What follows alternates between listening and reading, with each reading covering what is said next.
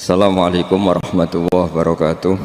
Bismillahirrahmanirrahim. Ini cerita ya, sebenarnya saya di sini tuh lama sekali sama Profesor Zaini. Saya mau curhat tentang seni ya, seni memaknai Quran. Ada ulama yang cari aman. Jadi kalau nafsir Yasin, Alif Lam Mim ya wallahu a'lam. Dan itu bagus karena ya siapa yang nggak tahu kalau wallahu a'lam. Ada yang nekat itu nebak-nebak, A itu apa, lam itu apa, mim itu apa. Ini ya tepak-tepakan, bisa dianggap klenik, bisa dianggap dukun. Tapi dari sekian tafsir itu, saya cenderung ngikuti teori umum bahwa andaikan Anda orang Indonesia, kalau mau menjelaskan anak-anak, ini saya beri penjelasan A sampai Z, A, B, C, D gitu. Jadi memaklumatkan bahwa kita akan mengkaji itu secara tuntas. Mungkin dalam kultur kita, wis tak terangno A sampai Z. Wis tak delok mulai rambut sampai sikil. Sudah saya lihat mulai rambut sampai kaki. Nah, jadi itu ibaratun anil idhah bikullil wuduh. Jadi itu dianggap penjelasan yang begitu detail. Sehingga Alif Lam Mim itu ya dianggap kayak pokoknya Quran ini menjelaskan ABCD. Itu mukhatabnya, itu pasti paham maksudnya demikian. Terus kedua menyangkut apakah yang dingendikakan Allah, yang difirmankan Allah itu mewakili atau kuliah? Kuliah itu mewakili totalitas. Misalnya begini, kalau kita nikah sama perempuan, misalnya namanya Sri gitu, bisa saja punya adik namanya Dwi atau punya mbak namanya Dwi. Lama-lama kadang misalnya kita nyesal sebagai manusia, kok cantik adiknya itu atau cantik mbaknya itu. Kemudian Islam melarang wa antasma'u binal ukhtaini. Kamu tidak boleh menikahi dua bersaudara secara langsung. Tapi itu pun kalau kamu anggap sebagai panduan hukum itu bahaya. Karena melahirkan pertanyaan, gimana kalau ponakan dan buliknya? Jadi kita nikahi istri, buliknya masih cantik, terus kita nikahi juga, boleh enggak? Sebab itu zaman Rasulullah SAW ketika baca ayat wa antasma'u binal ukhtan, zaman itu Nabi menambahkan, juga kamu enggak boleh nikahi perempuan plus buliknya. Sehingga wa antasma'u binal ukhtan itu dianggap ibaratun an hurmatil jam'i bainal mahromen, itu dianggap pelarangan menikahi dua perempuan yang ada unsur apa? Mahram. Lalu pertanyaannya, kenapa Allah hanya menyebut dua saudara? Karena yang potensi masih sama-sama cantik ini dua saudara. Jadi Allah tidak perlu melarang wa antasma'u bainal mar'ati wa jaddatiha. Karena kalau itu kan orang-orang agak-agak waras kan kira-kira gitu, masa tertarik cucunya karena umur 17 juga tertarik mbahnya yang 80 tahun, kira-kira ndak usah dilarang juga nggak kepikiran kan gitu. Tapi kalau saudara kan kepikiran. Makanya banyak kalau mbaknya mati, wong Jawa itu ngeduni, mbaknya meninggal terus nikah adiknya. Kadang adiknya meninggal juga nikah adiknya lagi. Itu kalau orang tuanya masih nekat bisa habis anaknya. Saya pernah punya teman tuh mbaknya dinikahi mati, nikahi lagi adiknya mati. Lu adik ketiga mau dinikahkan lagi. Saya tantang itu habis anak kamu kalau gitu. Nah, sehingga kita yang nekuni fikih itu tahu wa antasma'u binal ukhtan itu bukan harus ukhtan. Dan makanya terus ulama mengingatkan bahayanya berpegangan Quran enggak didampingi ulama karena nanti akan bilang yang diharamkan Quran itu al-jam'u binal ukhtan, hanya mengumpulkan dua saudara. Berarti sama bulik bude boleh sama mbah boleh, itu bahaya sekali. Karena memang zaman itu Nabi hanya menambahkan wala binal mar'ati wa ammatiha wala binal mar'ati wa kholatiha, juga enggak boleh menikahi perempuan plus bulik baik dari bapak maupun bulik dari apa? Ibu. Nabi zaman itu tidak menambahkan wala binal mar'ati wa jaddatiha karena dikira itu normalnya orang pasti tidak kepikiran nikah perempuan plus mbahnya karena umurnya pasti terpaut jauh. Kemudian ada lagi misteri tafsir yang pasti ulama itu beda. Misalnya begini. Dalam cerita-cerita karomatul aulia dan kita yang nekuni ilmu itu kita percaya lah. Soal yang nggak percaya ya monggo, ini karena tidak tek Quran dan hadis. Ketika seorang Nabi Muhammad SAW di alam arwah, karena di hadis Mi'raj Nabi juga sering ketemu para nabi, di antaranya ketemu Nabi Musa, ketemu beberapa nabi. Itu hadisnya sahih bahwa Nabi sering ketemu para nabi di alam arwah. Dan ini punya efek di kitab tafsir nanti. Ada ayat tentang pertemuan Nabi Muhammad SAW dengan Nabi Musa. Singkat cerita di kitab-kitab wali diterangkan, suatu saat Nabi itu dikomplain oleh Nabi Musa karena beliau ngendikan ulama ummati ka anbiya'i Bani Israel. kualitas ulama umatku itu sama dengan kualitas nabinya Bani Israel. Ini kan memancing sentimen. Kata Nabi Musa, benar saja masa saya nabi kok disejajari ulama gitu. Disejajari ketua direktur tadi, direktur studi Quran kan nggak terima. Masa saya nabi setara dengan LC MUI kan nggak terima. Dan itu menurut saya bagus Nabi Musa nggak terima itu. Saya sendiri juga nggak terima gitu. Akhirnya buktinya apa? Dalam cerita wali itu dipanggillah Imam Ghazali. Di cerita wali itu kata Imam Ghazali, nama kamu siapa? Ana Muhammad bin Muhammad Al-Ghazali At-Tusi Asy-Syafi'i. Jawabnya panjang sekali. Ana Muhammad bin Muhammad Al-Ghazali At-Tusi Asy-Syafi'i. Terus Nabi Musa, loh saya tanya nama kamu cerita bapakmu, mbahmu, madhabmu, daerah kamu. Terus kepanjangan, tanya nama kok ngomongnya panjang. Kata Nabi Musa, kata Imam Ghazali, Anda juga gitu di depan Allah yang hanya tanya wa ma tilka biyaminika ya Musa. Anda jawabnya kepanjangan qala hiya asaya atawakkau 'alaiha wa husyubiya ala ghanami wal yafiha ma'aribu ukhra. Padahal Allah hanya tanya yang dibawa kamu oleh tangan kanan itu apa Musa? Ini tongkat saya Gusti, tak pakai gini, tak pakai gini, tak pakai gini. Masih ada dan lain-lain wal ya ma'aribu ukhra dan masih banyak kepentingannya. Akhirnya Musa itu sadar. Ini di depan Allah yang maha tahu. Itu aja engkau beri penjelasan berlebih. Apalagi saya depan jenengan. Singkat cerita, di cerita itu Nabi Musa, ya betul, umat kamu memang pinter-pinter. Gitu. Pokoknya dia ngakui, beliau ngakui. Tapi dalam perspektif ilmu Thariqah, tafsiran seperti itu tidak diikuti. Yang diikuti adalah, kalau kita ketemu rektor, misalnya Nyuwun Sewu, Satpam dipanggil rektor, atau dipanggil ketua badan wakaf, atau menteri dipanggil presiden, atau murid dipanggil guru, itu kan bawaannya grogi. Dan mulai dulu orang-orang bijak, saya kenangan saya dengan Kiai Haji Maimun Zubair, dengan bapak saya sendiri. Orang-orang bijak kalau manggil santri atau bawahan dengan keadaan grogi itu mesti tanya yang nggak penting. Supaya groginya hilang. Piye mau nang dalan macet, gimana di jalan tadi macet? Gimana di daerah kamu musim apa? Setahu saya ulama-ulama top atau rektor atau siapa saja kalau yang bijak, pasti nanya anak buah itu yang nggak penting dulu. Gimana lancar di perjalanan, datang jam berapa, sehat-sehat saja. Karena bawahan itu takut. Nah, ketika Nabi Musa ini takut, Allah itu ngikuti sunnahnya manusia. Kalau takut ya jangan tanya yang penting dulu. Kamu bawa apa? Ya dijawab, saya bawa tongkat Gusti. Jadi itu sebetulnya hanya ilmu psikologi. Bahwa kalau orang takut itu ya ditanya yang ringan-ringan. Lagi-lagi ini ilmu. Jadi analisis tafsir itu tidak ada selesainya. Dan semuanya butuh perangkat. Di antaranya perangkat itu adalah fitrah salimah. Makanya dikatakan Pak Rektor tadi benar bahwa orang bisa memahami Quran, kekuatan angin dengan cerita angin seperti ini. Tadi cerita Pak Suarsono Muhammad juga gitu, Warsono Muhammad, semuanya sama. Sehingga memaknai Quran itu baik dengan ilmiah maupun dengan fitrah salimah, itu akan sama-sama menelurkan makna yang sahih. Asal berlandas riwayat yang sahih. Saya punya sekian cerita tentang ulama-ulama dulu, kalau ngartikan ayat.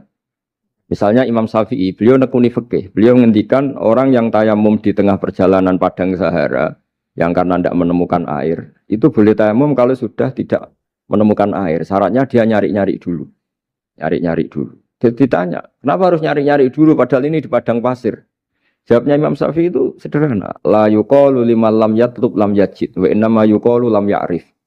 Allah itu ngendikan falam tajiduma'an, kemudian Anda tidak menemukan air. Di mana-mana tidak menemukan itu setelah mencari. Kalau tanpa mencari namanya lam ya'rif, tidak tahu.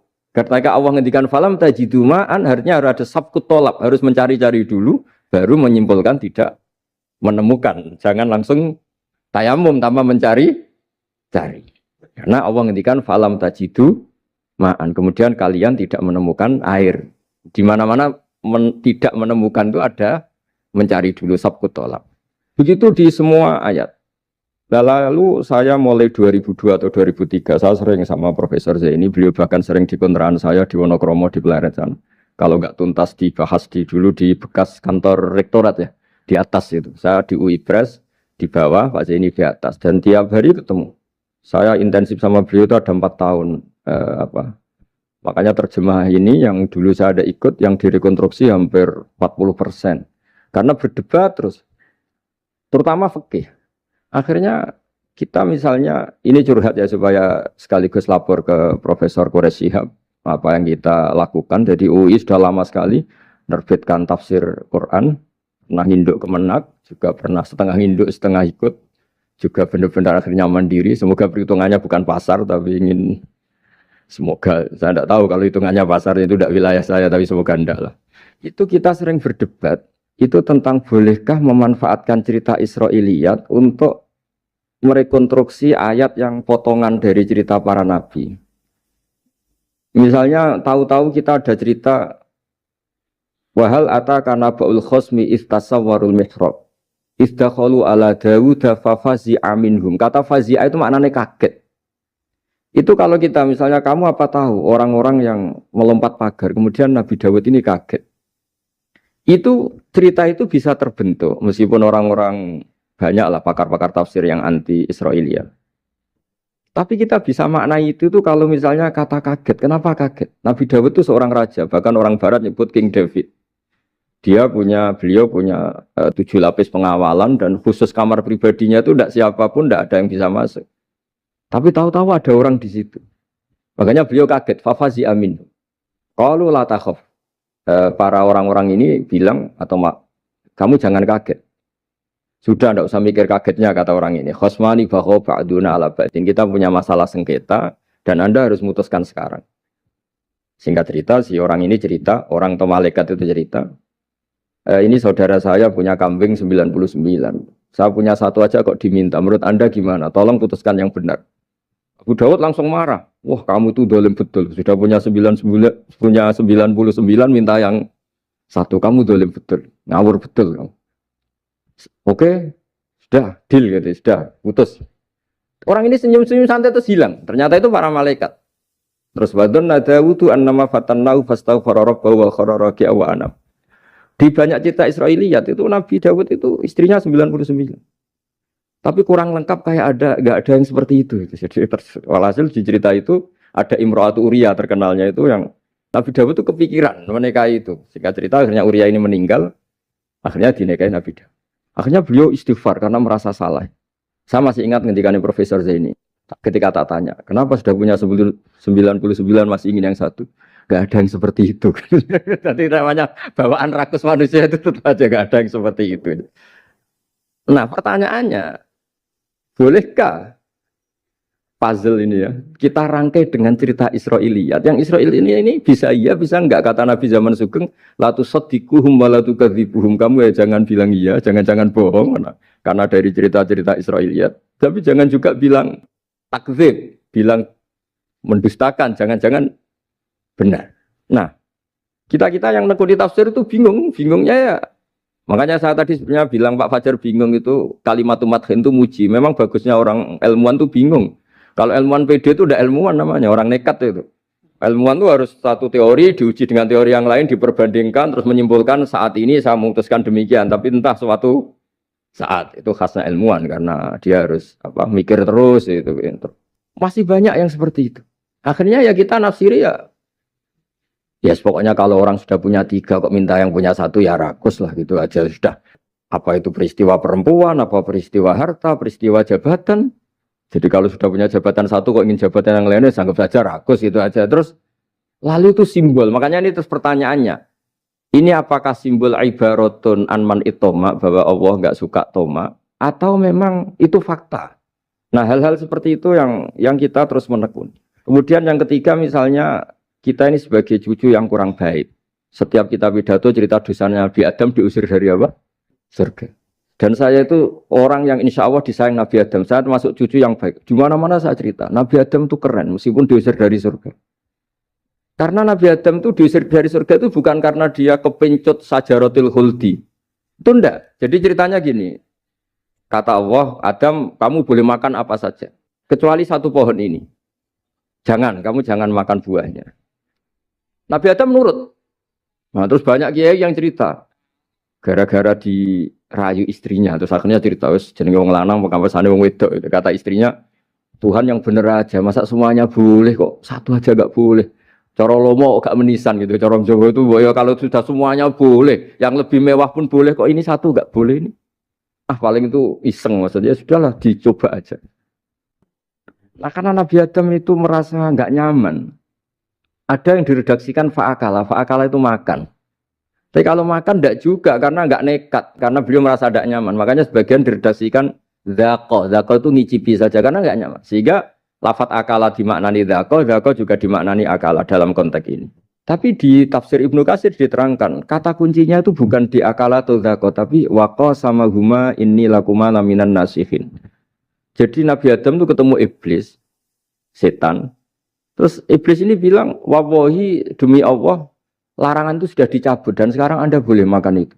Atau apalah sumpahnya iblis merayu itu. Ketika Allah tanya, ya Adam kenapa kamu makan sajaratul khuldi padahal sudah saya larang. Ini hebatnya Nabi Adam. Waqa sama huma. Wa izzatika ya Rabbi ma adzunnu anna ahadan yaklifu bika kadiban. Wa izzatika ya Rabbi ma adzunnu anna ahadan yaklifu bika kadiban. Misalnya saat kita punya teman yang biasa bohong dengan kita. Oke, biasa bohong kita tidak percaya. Tapi kalau teman itu bilang gini, kamu dipanggil rektor. Misalnya saat santri kamu dipanggil Mbah Maimun. Bawaannya orang takut karena bawahan tadi. Itu pasti tidak ngecek lagi. Meskipun yang cerita ini orang bohong, biasa bohong. Tapi ini dipanggil rektor, dipanggil ketua badan wakaf, ketua yayasan badan wakaf. Kan pikirannya tuh, waduh, mendingan coba-coba lah daripada bawaannya itu mesti tidak mikir langsung. Nah, ketika nama engkau disebut ya Allah. Ketika nama engkau disebut, wawahi saya ini benar kata iblis. Saya tidak kepikiran wa izzatika ma adzunnu anna ahadan yahlifu bika kadziban. Saya tidak pernah mengira ada seseorang atau makhluk siapapun yang ketika menyebut engkau kemudian dia bohong. Mencatut nama presiden itu buat orang fasik kan ya takut, nyatut nama rektor buat orang nakal pun takut. Apalagi ini nyatut nama Allah. Ini Allah sudah bilang kamu boleh makan ini.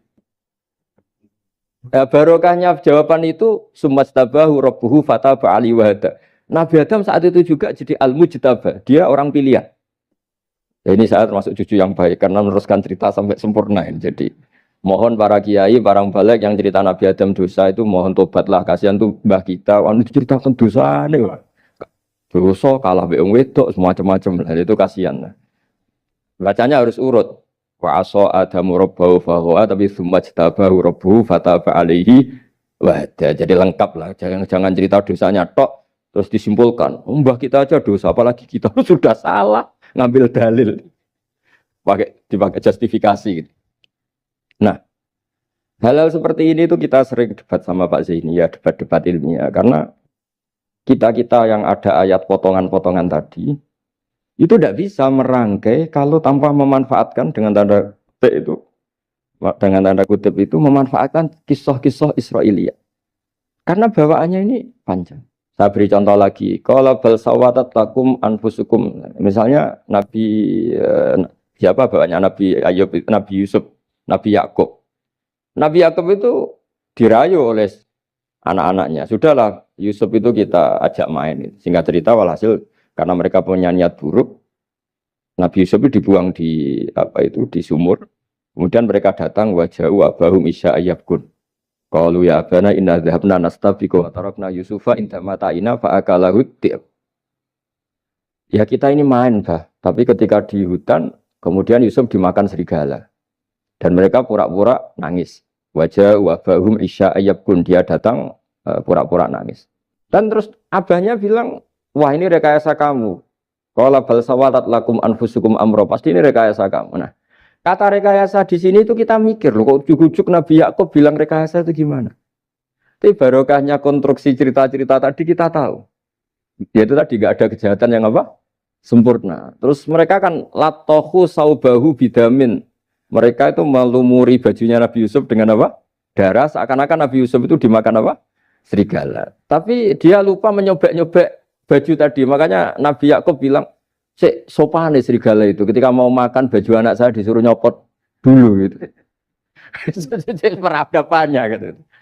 Nah, di sini kata sawalat itu ada konstruksi yang kita mau tidak mau pakai cerita tadi karena wong dimakan serigala kok bajunya utuh. Cek beretikanya serigala itu. Mungkin kuliah di UI. Jadi, nah kita ini nekuni itu. Jadi apa ya? Dan terus nah kita akan cari aman. Artinya cari aman itu kalau tafsir atau terjemah berdasar Israiliyat kita nanti dimarahin orang banyak. Tapi tidak juga kita kadang-kadang mau tidak mau karena ada kata yang tersembunyi Yang mau tidak mau utuhnya itu kalau memanfaatkan Israiliyat tadi. Nah, makanya Nabi ketika ditanya, ya Rasulullah bagaimana dengan cerita dari Bani Israel itu. Ya, Nabi ngendikan la tusaddiquhum wa la tukadzibuhum. Ya kamu jangan bilang iya, ya jangan bilang tidak. Tapi setelah kita nekuni tafsir, ya nekuni apa itu mau tidak. Yang terakhir sebagai matur kita ke Profesor Dr. Quraish Shihab, masalah fikih terutama yang mendesak. Quran itu kalau cerita fikih itu kan belum dibabkan dulu ya. Misalnya at-thalaqu marratan, cerai itu ya hanya dua. Cerai hanya dua ini kan kita jadi bingung karena taunya kita cerai itu sampai apa? 3. Akhirnya mau tidak mau kita membuat taksisul fikih, dasaran fikih. At-thalaqu marratan ayat tolak sing yasihur rujuk, tolak yang boleh rujuk. Itu 2.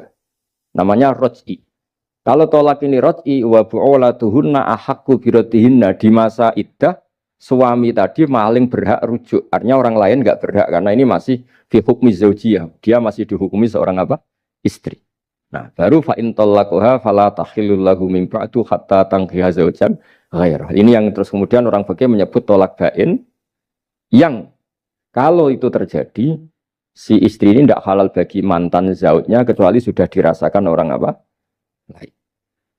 Jadi terus kita ini mikir hatta tankiha zaujan ghairah itu ukurannya nikah itu apa?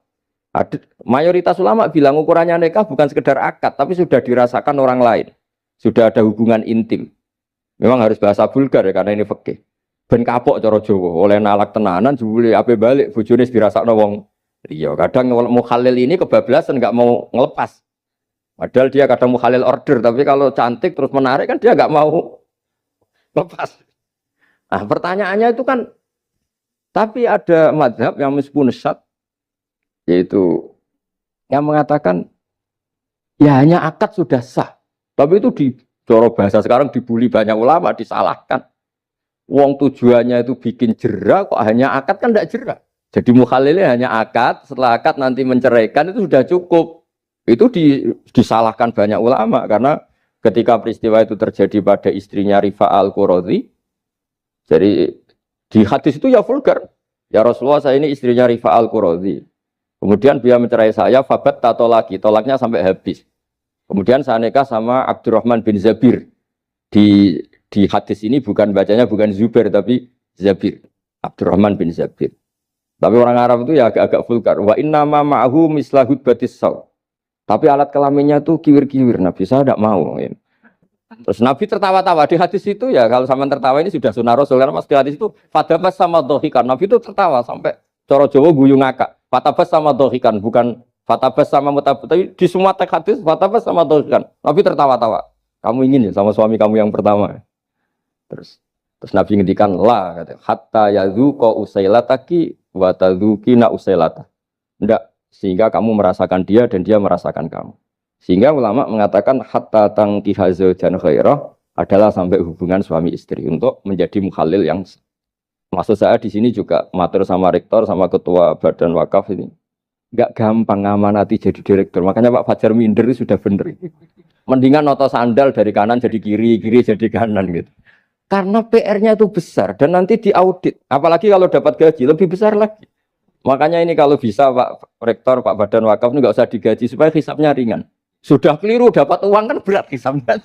Ya dulu tanya Profesor Zaini, bertahun-tahun saya kerja di itu nggak kepikiran gaji, sampai sekarang nggak kepikiran. Pak Zaini tahu kalau saya ikhlas. Saya bilang, kok ada orang ikhlas apa? Saya ini anak kiai, cucu kiai, ajaran paling pokok ya ikhlas. Sebetulnya bukan ikhlas banget, karena kalau digaji kok salah itu hisapnya berat. Nggak salah dapat gaji. Jadi mohon ini dipakai percontohan pertama. Ya ini kan kita saudara semua, rileks saja lah. Dipakai percontohan apa? Pertama ada direktur studi apa Pak On tambah apa? Tambah gaji ya. Tambah follow sih kata ketua DPPAI ini ya. Jadi ini semua matur kita ke Profesor Quraish Shihab supaya beliau nanti bisa ngendikan. Saya termasuk orang yang sangat hormati beliau dan insya Allah nanti saat tanggal 6 April atau apa juga mau sowan beliau. Dan beliau juga sering curhat, saya juga sering baca tafsir Al-Misbah beliau di Muqaddimah. Dan rata-rata ya curhat. Mau tahlili efeknya gini, mau maudhu'i. Tapi karena memang Kita ngadepin teks yang umurnya sudah hampir berapa? 1000 berapa Pak Tamji? 1400 berapa? Ya sekitar 1400 berapa.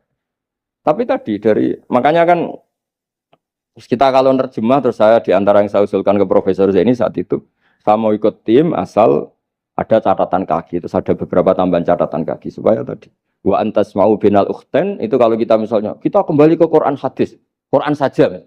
Lah kalau ke Quran saja yang diharamkan wa antas mau binal ukhten, padahal di sini juga wala binal mar'ati wa ammatiha wala binal mar'ati wa kho. Terus kita sebenarnya ingin nambahi wala binal mar'ati wajat jadi.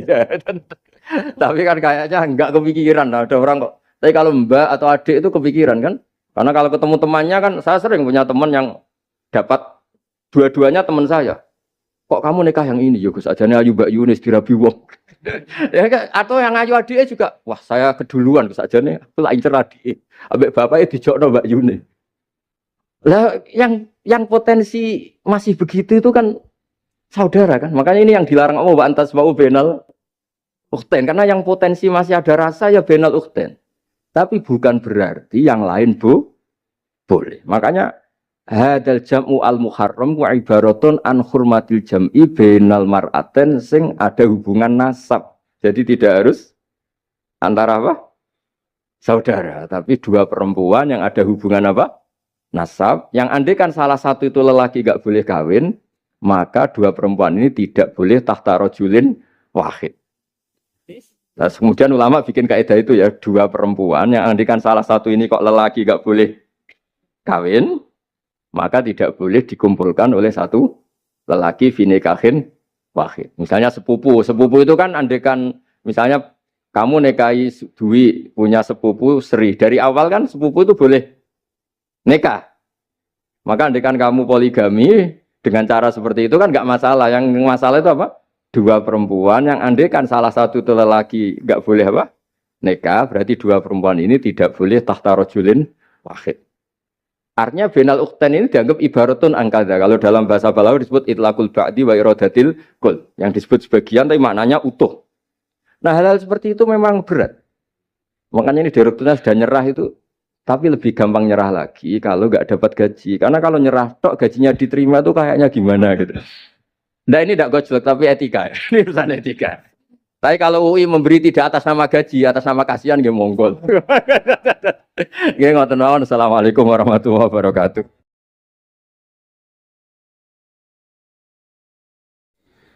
Kulo badhe cerita menawi elek kulo mboten ngertos mergi tuwa kulo umure. Dados riyen buyut Baiti niku ngapalnone Quran niku dibiayai Mbah Hamzah Sato. Dados Sayyid Hamzah Sato niku Sayyid Ageng Al-Alim Al-Alama sing manggen teng Putih Sedan. Iku pernah dados kiparipun Kiai Zubaidi. Dados Mbah Baidi niku jo nate dididik dipondokaken dening Sayyid Hamzah Sato. Dados di antara sing diceritaken Mbah Mun teng manakibe Sayyid Hamzah niku jasane Sayyid Hamzah niku ndadosaken buyut Baidi niku ngantos apal Quran. Mbah Baidi niku bin Dimyati riyen, Mbah Dimyati niku santri alim dipek anak angkat Mbah Umar Harun. Dados ulama sarang Fiddaurisani riyen paling sepuh, paling disepuhaken asmanipun Mbah Umar Harun. Mantunipun Mbah Ghazali. Niku Mbah Mun sering cerita riyen niku buyutem Kudus Kiai Maksum kepengin ndek mantu sarang. Terus buyut kula Hafsah nggih buyut lek kula niki dipondokaken teng sarang. Tapi riyen dereng enten pondok terus dititipaken tiyang terus dipacaki ben ketok ayu jare ben santri sarang ku seneng niku sing rati duka istiad model seperti ini. Alhamdulillah saiki putu-putune pun pinter seneng tiyang niku pun barokah. Mboten usah diwarai pun pinter. Riyen mboten enten pacaran, mboten enten WA, mboten enten napa. Tapi singkat cerita niku terus buyut Hafsah niku dikersakno Mbah Umar dinikahaken anak angkat. Ini ku Mbah Dim Yati. Dinikahaken Mbah Dim Yati. Kiai-kiai Kudus itu ceritane niki ceritane ora pati trimo mergi Mbah Dim Yati itu tiang Banjar. Walhasil ngantos dites. Riyen niku mentolo calon mertua ngetes mantu niku mentolo kan maca kitab iso ta ora. Terus Cara dukun itu mandi ta ora anu rek dites iku mentolo mertori ora dikaco jan riyen. Asane kan mboten mentolo. Pergi khawatir nak alim mantune malah isen. Lah kata tiang-tiang ngeten iki mek mantu santri terus ngetes pinter mantune no. Dirofak dua cocer ya ora roh. Donyane dipek ya ora roh, sertifikat diwalekno ya ora roh terus ora usah dites. Walhasil singkat cerita terus buyut niku angsal kalian. Badhe nyati niku angsal Mbak Hafsah. Manggen teng Damaran niku riyen Damaran pondok sepuh. Teng biografi ini pun Kiai Maksum Lasem mawon nate ngaji Mbah Maksum Damaran. Niku ditulis resmi kalian Habib Haidar Bahmat. Dados Habib Haidar bin Hasan bin Sodaqoh bin Zaini Tahlan. Niku nulis biografi ini Mbah Maksum niku termasuk nate ngaos Mbah Maksum Damaran. Mbah Soleh Darat yang terkenal gurune Mbah Hasim nggih nate ngaos Mbah Soleh Asnawi Damaran. Dados sak silsilah alim alamah niku nggih buyut-buyut lelek niki alim alamah. Seputune sing rapati sregep ku rapati wani cerita. Lah niku imma tawadhu wa imma engko diarani goblok dadi sing ora roh. Rasane niku mboten fair. Nggih nak buyute alim nggih diakoni napa? Alim kersane nak sing goblok nggih isin utawi tawadhu napa lah pilihane. Mung goblok biasa ae. Nampa kodok koder. Salah niku nikah. Mboten kerasan deh tenggene Kudus Damaran. Mboten kerasan. Nah niku sing akhire tenggene balokan mriku tenggene Karas terkenali cerita niku buyut niku gadah Mbak Yu sing pun manggen teng mriku. Mbah Dim niku soal hasil manggen teng balokan niku tenggene Karas. Terus sering ditilihi Mbak Arwani niki kula cerita Duriyatam Ba'duha Mimba. Kula wingi ngisi khataman tenggene Yambuk Mbah kepanggih Gus Ulin, kepanggih Pak Arifin. Niku Mbak Arwani saking kultuse teng buyut teng Mbah Hafsah. Niku fi hayatiha gesowan. Ba'da wafatiha ge nate Mbak Arwani sowan teng saryanipun Mbah Hafsah sing derekno Pak Arifin Fanan. Mbah Ulin cerita teng kula pokoke abang nak nimbali buyutem besah. Besah nah, besah bibik Hafsah. Terus kula cerita teng lek-lek niki mergi kula ngundang lek tapi tuwa kula, umure tuwa kula. Pengalamane nggih top kula. Cara dhuwit nggih kata kula. Cara teng Jakarta niku nggih menteri-menteri sing dirohi nggih kula mboten lek-lek. Terus nak masalah kondang-kondang kula. Duka nak teng akhirat nggih kondang kula. Mboten niki tasjek supados duwe nyali. Mosok Pak Lek kalah mbek ponakan. Nak ponakane iso maca Ihya palike luwih iso. Nak ponakane ngawur ya palike luwih ngawur. Terus akhiripun niku seniki cerita. Terus Mbak Arwani sing ngonten terkenal Al-Muqri Al-Masyhur. Iku kultus kalian buyut kula namine Hafs. Saking kultuse niku ngantos fi hayatiha wa ba'da wafatiha Mbak Arwani sowan. Lane kula teng Kudus ora dikeramat, kula riyen setor teng Kudus teng Damaran niku setiap hari satu juz iki cek menangi dijak. Nyuwun sewu dijak khidmah Mbak Arwani nak didusi Banur Mutakin badhe mandi, badhe wudu. Kula sering dijak teng kamar beliau. Dorong beliau badhe siram terus dipanasaken, tapi beliau terus pun boten saged mucal tapi tersese. Niki cerita teng palik-palik kula boten badhe cerita kata-kata. Tapi kersane ngertos bahwa buyute niku keramat. Terus kereng. Dadi kula niku ora dijanggal belek Rahmani Wafi terus apian. Menawa ya kereng cuma nang ngarep ora wani. Buyut kula niku terkenale kereng. Pak Hafsah. Soal hasil terus gada anak barep Sofiah niku sing buyut kula. Angsal Mbah Idrus Lasem. Wonten sing nyeluk Idrus. Alite namine Abdul Khalid. Riyen Lasem pondok kondang. Lane kula gada darah Lasem. Mbah Idrus niku bin Umar. Jadi nak Mbah Hamid Pasuruan Hamid bin Abdul bin Umar, Mbah kula Fatimah binti Idrus bin Umar. Terus kondang. Dia adik Badiah digarwa Mbah Mahfud. Dadi wong kondang teng Kajen. Terus Mbah mun cerita. Nak kepengin kondang ku besanan ambek Mbah Hafsah. Terus akhirnya walhasil keluarga sarang niku wonten sing diangsalno Mbah Baidi niku ping kalih. Sing setunggal sing dados Mbah Ahmad dados Mbah Madan. Dados asal usule besanan mbek Mbah Hafsah ben anak putune kondang. Nggih niki mun kodak sedanten ning mondhoke teng Turki bareng gempa ra melok. Nah iku jenenge wong kondang. Dadi nak Turki sugih rono nak melarat mulai. Niku pun pinter lah. Iki sami lek Rahman Yaman perang mulai. Oh nak damai rono meneh. Lah niku nggih pinter. Terus niki cerita mawon tentang lelek mungkin sakit nggih pun kertas lah mungkin saking Mbah Mat. Kalau cerita ini salah atau kurang lengkap itu saling melengkapi. Sejelas niku Buyut Dimyati yang Banjar niku diregani teng sarang baru kayak alim. Lah niku delala kersane pangeran niku delala. Naskahipun Ki Umar Harun itu disarang di MGS Sulami mboten dicetak. Wis pokoke mboten dicetak. Singkat cerita delala kula kepanggih Gus Said terus beliau minta kula kan ngedit naskahipun Mbah Umar Harun. Namine Islahu Al-Sunil Waro. Nazman Nahwu. Kados Alfiyah persis Alfiyah. Jumlahnya sekitar 800. Niku delala ngantos dicetak niku kula nderek ngedit bahkan mungkin nggih namung Gus Said kalian kula sing nggih sepuh nderek ngantos ber. Maksudnya delala naskah sing gadane buyut kula Ki Dimyati dipek anak angkat Mbah Umar Harun niku kula nderek nyetak, nderek ngedit, nderek macam-macam ngantos kelar ngantos dicetak. Dan ini nunjukno nak pangeran niku kepengin sedanten niku sama. Ya yasilu nama amarallah bihi ayyusol. Orang baik itu orang yang menyambung sesuatu yang harus nopo disambung. Nah, kenapa saya cerita sanad seperti ini supados ngertos nak Islam niku mboten berdiri sendiri. Tidak hidup di ruang yang kosong. Nabi Muhammad sallallahu alaihi wasallam, Mbah Mun sering cerita. Kena apa kok hijrah teng Madinah? Mergo melok wong ora kepenak. Dados Nabi niku min jihatil ab niku Quraisy. Muhammad bin Abdullah bin Abdul Muthalib bin Hashim. Delalah pangeran ngersakno Said Abdullah badhe wafat niku tindak teng Yathrib. Terus gerah terus dirumat mek keluarga saking ibu. Keluarga saking bayi ibu sakjane tapi tiang gampangnya ngomong saking ibu. Mulane Mbah Mun sering cerita wa kana qad ijtaza bi akhwalihi bani Adi minat taifatin Najariyah. Delala Said Abdullah niku tindak teng Madinah terus dirumat kalian tiang Bani Najjar. Terus beliau teng mriko gerah.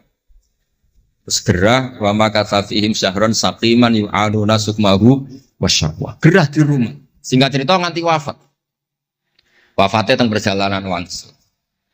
Ketika Nabi pertama teng Madinah niku sing nyambut nggih Bani Najjar. Nabi paling nyaman difasilitasi tanah di saking Bani Najjar. Mergo niku akhwalu Abdul Muthalib. Tapi wong nak nyeritakno gampangane omong akhwalu Abdillah sakjane niku akhwalu Abdul Muthalib. Wis gampangane cerita niku wilayah ahli utara. Dados tiyang niku mboten saged ninggalno keluarga. Tenggene Mekah dirumat tiang Quraisy, tenggene Madinah dirumat akhwal keluarga saking ibu. Mulane Mbah Mun sering cerita nasab iku ya kok bapak sing pancer wali. Tapi nak sekedar keluarga niku nggih nasab dari ibu itu ndak bisa diabaikan. Mergi sing rumat Nabi niku wa kana qad ijtaza bi akhwalihi bani Adi minat taifatin najah. Terus Nabi itu mboten saged hidup di ruang kosong, kedah enten rencana Tuhan. Nah, cara Said Ali ini ada khossasatul qudrah. Terus rencana Tuhan ngeten. Nabi itu kalau di Mekah niku kumpul tiang-tiang sing ummiyin terbelakang. Terbelakang ora rowan, ummiyin niku ora rowan. Rowan ini penting kangge jaga originalitas supaya orang itu original. Tapi tidak ada kompetisi. Bareng teng Madinah niku wonten kompetisi. Ini sing peneliti kompetisinya lucu, rada aneh. Sampai kitab Hayatus Sahabah niku nak ceritakno ngeten. Tiang Ansor niku tiang sing moh kalah. Moh kalah iku kepengin menang-menangan. Krungu wong Yahudi nak jagongan niku wah, kapan ya Nabi akhir zaman niku turun? Wes kapan pengurus Nabi turun niku kapan? Nabi akhir zaman. Bareng dibakas-bakas tiang besar iku nguping. Mulane ana wong rasani dikuping yo haram tapi mau setengah. Baru kayak nguping niku terus jare tiang Ansor, la yasbikuna aja sampai wong Yahudi ku luweh ketemu dhisik ning Muhammad ketimbang kita. Nggih rong pati sopan ya. Walhasil terus Mara ta Mekah. Digoleki wong sing sifate persis kados sing disebut yang nopo? Yahudi. Bareng ketemu teng al-mausimul haji atau mausimul haji. Terus ketemu Kanjeng Nabi sesuai sifat sing dibahas yang nopo? Yahudi. Terus wong pertama ro Nabi Muhammad niku barokahe tema-tema sing diangkat ahli kitab. Mulane disebut alladzina atainahumul kitaba ya'rifunahu kama ya'rifuna abna'ah. Mboten saged Nabi berdiri sendiri, kedah ada tema yang diangkat ahli kitab. Mulai wong Nasrani sing terkenal nggih Nastura, Bukhaira, terus tiang-tiang Yahudi Madinah. Mbon walhasil terus ketemu terus cocok. Cocok terus do Islam. Badhe boyong Kanjeng Nabi. Tapi enggak realistis karena jumlahnya belum besar. Soal hasil mereka minta tahun depan engkau pindah ke Madinah. Dulu namanya Yasrib. Karena setelah itu tidak ada satu rumah pun di Madinah kecuali ada yang apa? Islam.